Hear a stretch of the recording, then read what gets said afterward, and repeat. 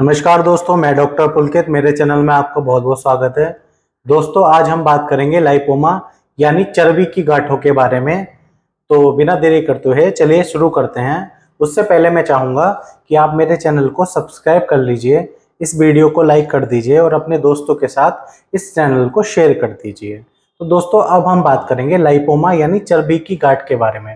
दोस्तों, एक लाइपोमा एक कंडीशन है जिसमें हमारी स्किन लेयर और मसल लेयर के बीच में जो जो फैट डिपोजिशन होता है, उसका जो फैट डिपोजिशन है वो जब बहुत ज़्यादा उसके टिश्यू एक जगह इकट्ठे हो जाते हैं और एक लंप बना लेते हैं, तो उस कंडीशन को हम लाइपोमा बोलते हैं।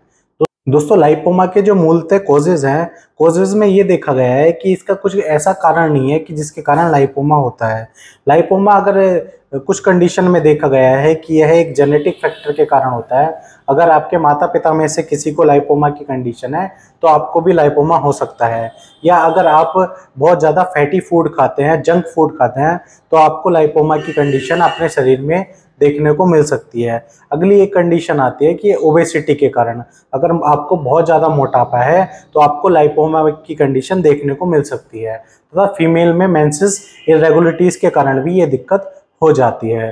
दोस्तों, होम्योपैथी में अगर इसके ट्रीटमेंट के बारे में बात करें तो थेरापेटिक बेसिस पे अलग इसका ट्रीटमेंट होता है और कॉन्स्टिट्यूशनल बेसिस पे इसका ट्रीटमेंट अलग होता है। अगर आप इस कंडीशन में कॉन्स्टिट्यूशनल मेडिसिन देते हैं तो आपको बहुत ही ज़्यादा अच्छे से और परमानेंट इसके रिजल्ट देखने को मिलते हैं। दोस्तों, एक कंडीशन आती है कि लाइपोमा के अगर आप सर्जरी करवा लेते हो, अगर आप इसको सर्जन के द्वारा रिमूव करवा लेते हो, लेकिन उसके बावजूद भी लाइपोमा होने के चांसेस आपके शरीर में रहते हैं, क्योंकि वो टेंडेंसी आपके शरीर के अंदर होती है ओवर ग्रोथ करने की। तो इस कंडीशन में मैं आपको ये बताना चाहूँगा कि आप होम्योपैथिक दवाई का इस्तेमाल करें, उससे आपको बहुत ही ज़्यादा लाभ मिलेगा और 3 से 4 महीनों के अंदर आपके लाइपोमा की कंडीशन दूर हो जाएगी।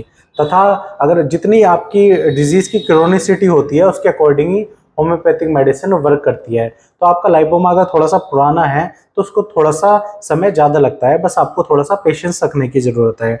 मेडिसिन की बात करें कि होम्योपैथी में कौन कौन सी मेडिसिन का इस्तेमाल करते हैं हम लाइपोमा की कंडीशन के लिए यानी चर्बी की गांठों के लिए। कंडीशन में जो सबसे पहली मेडिसिन आती है और महत्वपूर्ण मेडिसिन आती है, उसका मेडिसिन का नाम है कैलकेरिया कार्ब 200 पोटेंसी में या 30 पोटेंसी में। दोस्तों, कैलकेरिया कार्ब एक लाइपोमा या चर्बी की गांठों के लिए बहुत ही अच्छी और महत्वपूर्ण दवाई है।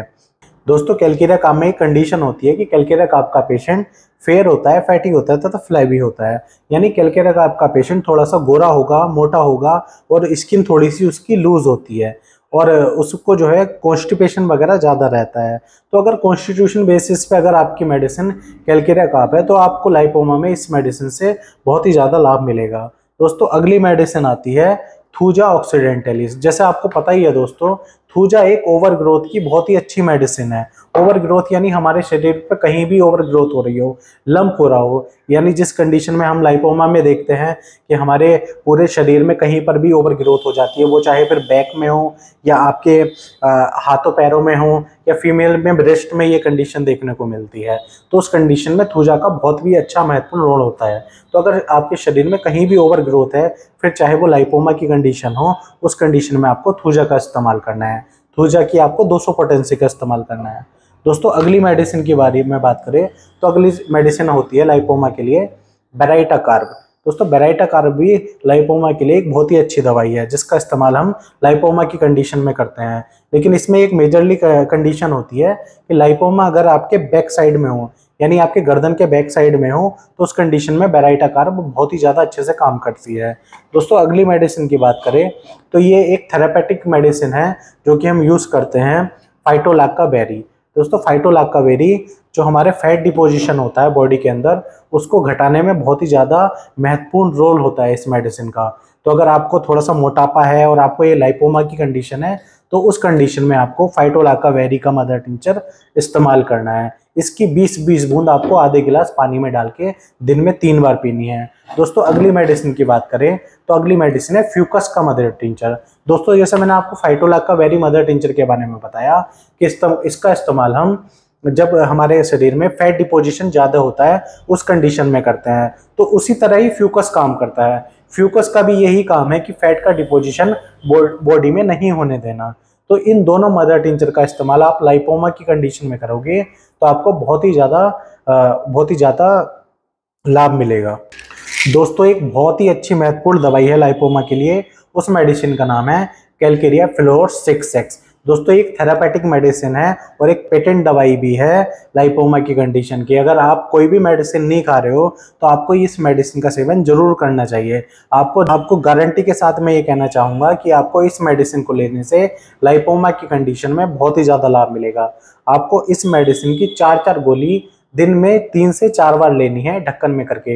ये एक बायोकेमिक मेडिसिन है जो कि लाइपोमा की कंडीशन में बहुत अच्छे से काम करती है। अब आपको मैं बताना चाहूँगा कि लाइपोमा और लाइपोमा सार्कोमा में क्या अंतर होता है। दोस्तों लाइपोमा मूलतः एक बिनाइन ट्यूमर है, यानी नॉन कैंसरस ग्रोथ है, जो कि जिससे हमें आगे जाके कोई दिक्कत वगैरह नहीं होती है। और जो एक लाइपोमा सार्कोमा की कंडीशन है वो एक कैंसरस ग्रोथ होती है और एक उसके आगे जाके वो कैंसर में कन्वर्टेड हो सकता है और उससे ज़्यादा हमको काफ़ी ज़्यादा क्षति हो सकती है। दोस्तों अगली कंडीशन होती है कि हम दोनों में अंतर कैसा करेंगे कि आपको लाइपोमा की कंडीशन है या लाइपोमा सार्कोमा की कंडीशन है।